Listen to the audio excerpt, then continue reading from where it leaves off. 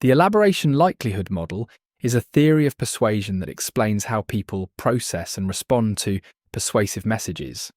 It suggests that there are two main routes to persuasion: the central route and the peripheral route.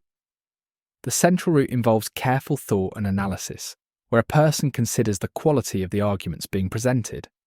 The peripheral route, on the other hand, relies on surface-level cues, such as the attractiveness of the speaker or the emotional appeal of the message. Whether a person takes the central or peripheral route depends on their motivation and ability to process the information. If they are highly interested and able to think critically, they are more likely to engage in deep processing through the central route. If they are uninterested or distracted, they may rely on shortcuts through the peripheral route. The elaboration likelihood model was developed by psychologists Richard Petty and John Cacioppo in the 1980s. They wanted to understand why some persuasive messages lead to lasting attitude changes, while others have only temporary effects.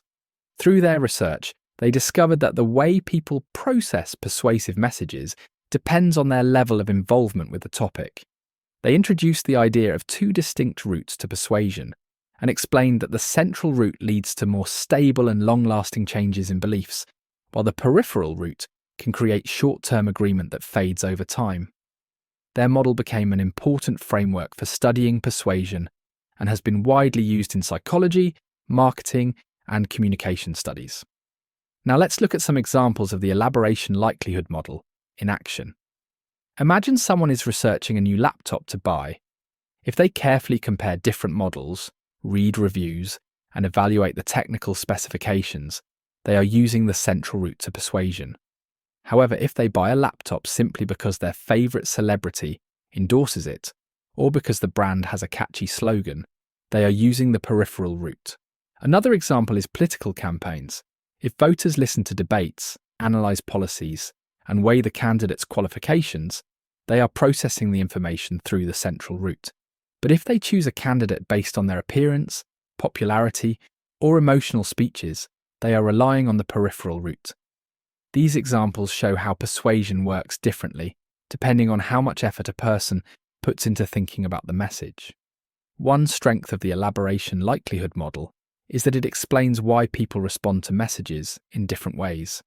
It recognizes that not everyone is equally motivated or capable of processing information deeply, which helps explain why some messages persuade certain people while others remain unconvinced. Another strength is that the model accounts for both short-term and long-term attitude change. Persuasion through the central route is more likely to result in lasting beliefs, while persuasion through the peripheral route can create temporary agreement that may still influence behaviour in the moment. Additionally, the model has practical applications in many fields, including advertising, health campaigns, and education, where understanding how to persuade different audiences can lead to more effective communication strategies. One weakness of the elaboration likelihood model is that it does not always predict how people will respond to a message in real life.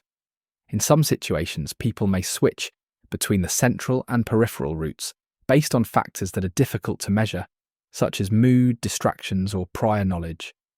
Another weakness is that the model assumes people either use deep processing or rely on superficial cues, but in reality, persuasion can involve a mix of both. For example, someone might be influenced by logical arguments while also considering emotional appeals at the same time. Additionally, the model does not fully explain why some messages fail to persuade, even when processed through the central route.